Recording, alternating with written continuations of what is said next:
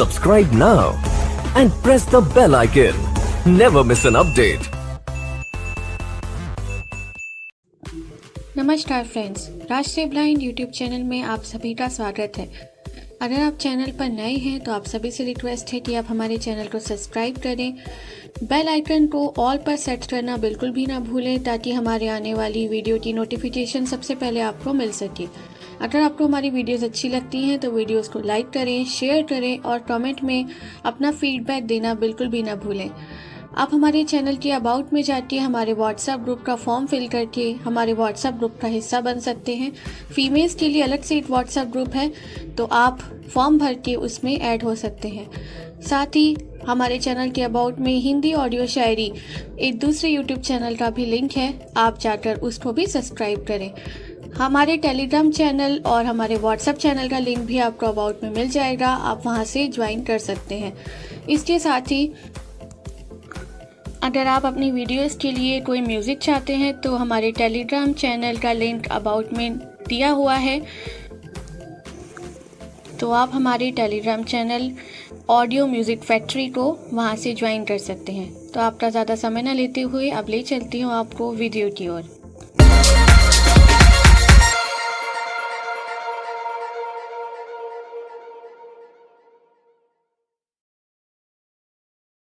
Radio उड़ान पर होने वाला है आप लोगों का भरपूर एंटरटेनमेंट, क्योंकि मैं आरजे राहुल आप लोगों के लिए लेकर आ रहा हूं कहानियों का पिटारा, हर रविवार रात 10 बजे और रिपीट मंडे शाम 5 बजे, जिसमें मैं आपको सुनाऊंगा अलग अलग प्रकार की कहानियां। तो सुनना मत भूलिएगा कहानियों का पिटारा ओनली वन रेडियो उड़ान पर। अभी लॉगिन करें www.radioudan.com या प्ले स्टोर या ऐप स्टोर से अभी इंस्टॉल करें रेडियो उड़ान का ऑफिशियल ऐप।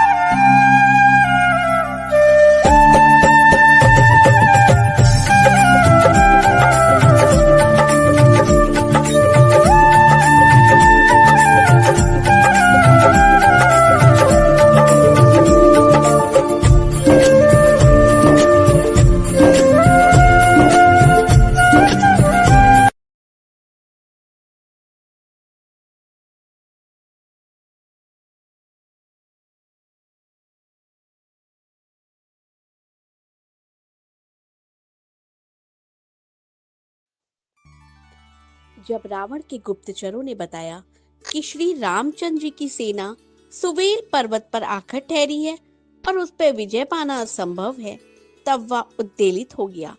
उसने महाबली, महामायावी, महाविशारद राक्षस विदुज्य को बुलाकर आदेश दिया कि वह शीघ्र ही रामचंद्र जी का माया निर्मित मस्तक बनाकर लाएं।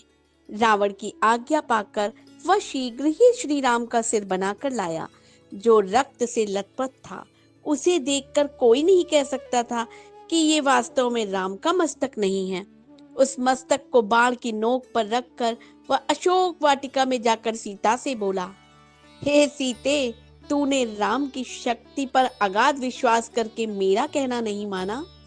देख, राम युद्ध भूमि में मारा गया। ले अपने पति के मरने का समाचार सुन और इस सिर को देखकर अपने अभिमान पर आंसू बहा। तो वह अभिमानी वानरों के भरोसे मुझसे युद्ध करने आया था।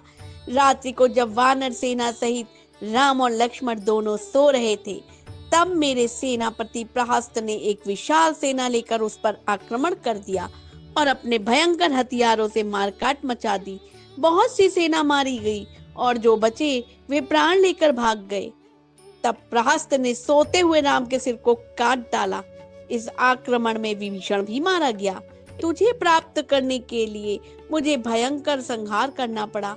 अब तेरा कोई आश्रय नहीं रह गया है, इसलिए अब तुझे चाहिए कि तू मुझे पति के रूप में स्वीकार कर ले।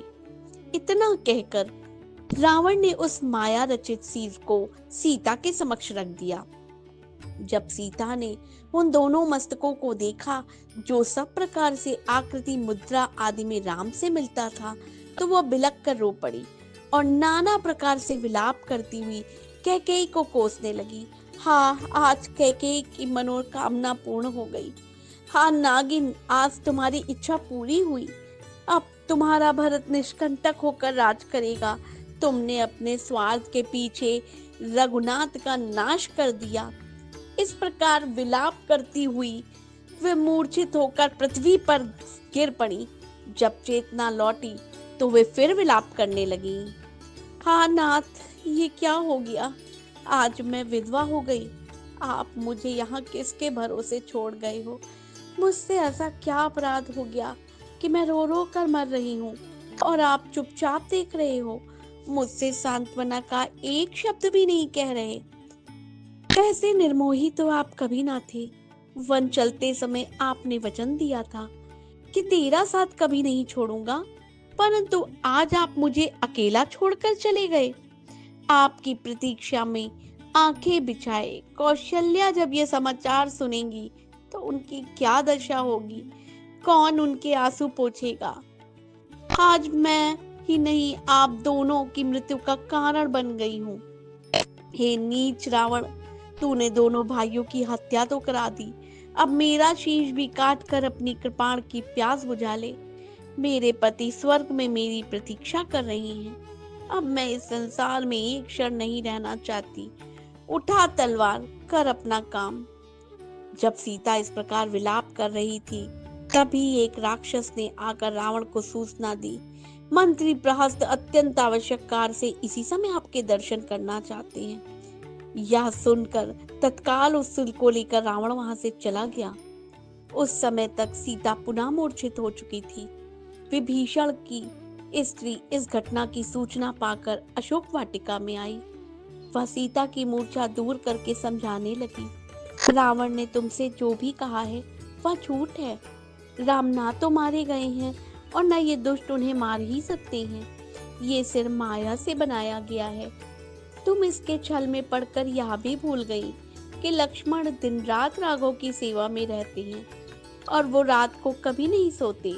फिर सोते में उनका सर कैसे काटा जा सकता है? तनिक कान लगाकर सुनो। रण की तैयारी करती राक्षस सेना की गर्जना की ध्वनि स्पष्ट सुनाई दे रही है। यदि राम वानरों सहित मारे जाते तो ये तैयारी किसके लिए होती? ये तर्कयुक्त वचन सुनकर सीता इस बात पर विचार करने लगी। इस प्रकार से युद्ध चल ही रहा था कि सूर्यदेव अस्त हो गए तथा प्राणों का संहार करने वाली रात्रि का आगमन हो गया। दोनों पक्षों के योद्धा बड़े बड़े भयंकर थे तथा अपनी विजय चाहते थे, अतः उनके मध्य रात्रि युद्ध होने लगा। दोनों पक्ष के मध्य घनघोर युद्ध मच गया। मारो मारो, काटो काटो के शब्द से समरभूमि गुंजायमान हो गई और रक्त की नदियां बहने लगी। घायल होकर कराहते हुए राक्षसों तथा शत्रुओं से छत विचित वानरों का अंतर्नाद बड़ा भयंकर प्रतीत होने लगा। वानरों और राक्षसों का संहार करने वाली वह भयंकर रजनी काल रात्रि के समान समस्त प्राणियों के दुर्लभ हो गई।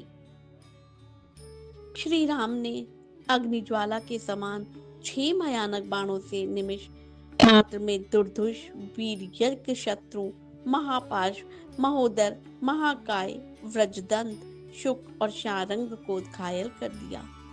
वे 6 राक्षस श्री रामचंद्र जी के बाण समूह से अपना मर्म स्थान में चोट खाने पर युद्ध छोड़कर भाग गए, इसलिए उनके प्राण बच गए और उनकी आयु शेष रह गई। महारथी श्री राम ने अग्निशिखा के समान प्रज्वलित होकर भयंकर वाणों द्वारा समस्त दिशाओं में प्रकाश कर दिया। उनके समक्ष जो भी राक्षस वीर आते थे उसी प्रकार से नष्ट होते जाते, जिस प्रकार से अग्नि में पड़कर पतंगे जल जाते हैं। राक्षस सेना की यह दुर्दशा देखकर रावण के पुत्र मेघनाद के तन बदन में आग लग गई। उसने शीघ्र ही नाग बाणों की फांस बनाकर राम लक्ष्मण दोनों को बांध लिया। नाग फांस पे बंधने पर दोनों भाई मूर्छित हो गए। श्री राम के मूर्छित होकर पृथ्वी पर गिरते ही मेघनाद ने हर्षोमन से दसों दिशाओं को गुंजाने वाली गर्जना की। राक्षस सेना में फिर से नवजीवन आ गया। मेघनाद की जय जयकार करती बड़े उत्साह से वानर सेना पर टूट पड़ी। मेघनाद उनके उत्साह को बढ़ाते हुए कह रहा था, जिनके कारण आज शोषण की सरिता बह रही है, वे ही दोनों भाई नागपाश के बंधे पृथ्वी पर मूर्छित पड़े हैं। अब देव नर किन्नर किसी में इतनी सामर्थ्य नहीं कि जो नागपाश से मुक्त कर सके। अब युग समाप्त हुआ, लंकापति की विजय हुई। इस प्रकार विजय घोष करता हुआ मेघनाद लंका लौट गया। राम लक्ष्मण के मूर्छित हो जाने से संपूर्ण वानर सेना में शोक छा गया। सुग्रीव, आनंद, हनुमान, जानवंत सभी सेना अध्यक्ष किंकंतर विमूढ़ होकर दोनों भाइयों को घेर कर खड़े हो गए और इस विपत्ति से त्राण पाने का उपाय सोचने लगे। तभी विभीषण ने उन्हें धैर्य बंधाते हुए कहा, हे वीरों, भयभीत होने की आवश्यकता नहीं है। यह नागपाश इन दोनों भाइयों का कुछ नहीं बिगाड़ सकता और ना ही वे मर सकते हैं। इसलिए इसकी चिंता छोड़कर अपने मोर्चों पे जाकर युद्ध करो। इन दोनों भाइयों को तुम मेरे ऊपर छोड़ दो।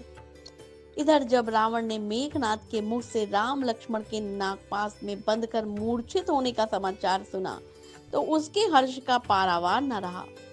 उसने सीता की रक्षा पर नियुक्त राक्षस नारियों को बुलाकर आदेश दिया, तुम लोग सीता को पुष्पक विमान पर चढ़ाकर युद्ध भूमि में ले जाओ और उन्हें जाकर राम लक्ष्मण को दिखाओ जो पृथ्वी पर मरे पड़े हैं। रावण की आज्ञा पाते ही राक्षसियां जानकी को विमान में चढ़ाकर युद्ध भूमि में ले गई, जहां राम लक्ष्मण मूर्छित अवस्था में पड़े थे। सीता ने देखा राक्षस सेना जय जयकार कर रही है और वानर सेना शोक में डूबी निराश खड़ी है। दोनों भाइयों को इस प्रकार पृथ्वी पर पड़ा देखकर सीता के धैर्य का बांध ही टूट गया और वे फूट फूट कर रोने लगी। हाय, आज मैं विधवा हो गई। बड़े बड़े ज्योतिषियों की यह भविष्यवाणी मिथ्या हो गई कि मैं आजीवन सधवा रहूंगी, पुत्रवती बनूंगी। हे नाथ, आपने तो कहा था यज्ञ करूंगा। अब उस कथन का क्या होगा? जो विश्व को जीतने की शक्ति रखते हैं, आज वो मौन कैसे पड़े हैं? विधाता, तेरी यह क्या लीला है? हे त्रिजटे, तू मेरी सती होने का प्रबंध करा दे। अब मैं इस अपने संसार में अपने प्रिय राम के बिना ना रह सकूंगी। मेरा जीना ही अब व्यर्थ है। सीता को इस प्रकार विलाप करते देख त्रिजटा ने कहा, जानकी, तुम व्यर्थ में विलाप करके जी छोटा ना करो। मेरा विश्वास है राम लक्ष्मण जीवित हैं, केवल मूर्छित हो गए हैं। और यह देखो, वानर सेना फिर युद्ध के लिए लौट रही है। सुग्रीव और विभीषण उनके चेतन होने की प्रतीक्षा कर रहे हैं। मेरा अनुमान मिथ्या नहीं है, वे उठकर फिर युद्ध करेंगे और रावण का वध करके तुम्हें अवश्य ले जाएंगे। तुम धैर्य धारण करो। इस प्रकार सीता को समझा बुझाकर त्रिजटा सीता सहित विमान को पुनः अशोक वाटिका ले गई। नागपाश में बंधे राम और लक्ष्मण काफी देर तक भूमि पे पड़े रहे। अकस्मात जोर से आंधी चलने लगी, आकाश में बादल छा गए। इतने में ही आकाश मार्ग से विनिता का पुत्र गरुड़ उड़ता हुआ आया। उसने दोनों भाइयों के पास बैठकर उनके शरीर का स्पर्श किया। गरुड़ के स्पर्श करते ही समस्त नाग भयभीत होकर पृथ्वी में छिप गए। नागों के बंधन से मुक्त होने पर राम लक्ष्मण ने अपने नेत्र खोल लिए। उनके पीले पड़े मुखमंडल पर फिर नवीन आभा चमकने लगी। चैतन्य होकर राम ने गरुड़ को धन्यवाद देते हुए कहा, हे वेंकटेश, तुम्हारे अनुग्रह से हम दोनों भाई इस बंधन से मुक्त हुए हैं। हम तुम्हारा आभार प्रदर्शन कर सकते हैं। राम की यह विनम्र वाणी सुनकर गरुड़ ने उत्तर दिया, हे राघव, मैं तुम्हारा प्रिय मित्र हूँ। वन में विचरण करते हुए मैंने सुना कि मेघनाग ने तुम्हें इस नागपाश में बांध दिया है, जिसे देवता, राक्षस, यक्ष, गंधर्व कोई नहीं खोल सकते। इसलिए मैं मित्र धर्म के नाते यहाँ आ पहुंचा और मैंने तुम्हें नागपाश से मुक्त करा दिया। भविष्य में अधिक सतर्क रहकर युद्ध करना, क्योंकि ये राक्षस बड़े कपटी तथा मायावी हैं। इतना कहकर गरुड़ ने उनसे विदा ली। राम और लक्ष्मण को पूर्णतः स्वस्थ पाकर वानर सेना के आनंद का परावार न रहा। वे रघुनाथ की जय जयकार करते, बाजे नगाड़े रणभेदी आदि बजाकर राक्षसों को भयभीत करने लगे। राष्ट्रीय यूट्यूब ब्लाइंड चैनल का यह 52वां एपिसोड हम आपके सामने लेकर पुनः प्रस्तुत हुए। आशा है कि यह एपिसोड भी आपके लिए उतना ही उत्साहवर्धक होगा जितना में हमारे पूर्व के एपिसोड हुए हैं, और आपका प्यार और स्नेह इसको इसी प्रकार मिलता रहेगा। पसंद आने पर लाइक, सब्सक्राइब और कमेंट करना ना भूलें। धन्यवाद।